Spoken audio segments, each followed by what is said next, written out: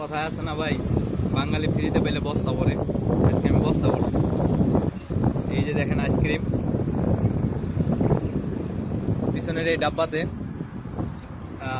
মোটামুটি 2-3 রিয়ালের খাবার আছে।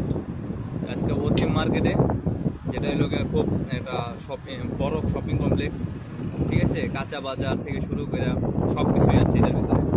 ফ্রিতে দিতেছিল, গেছি 3 বার গেছি। এই টলি, এই যে টলিটা দেখেন, এই যে টলিটা, এই টলি অর্ধেক করে ফেলছি ফ্রির জিনিস নিতে নিতে। সস্তায় বেশি বস্তায় পড়ছি, সমস্যা কি? Enjoy this ice cream.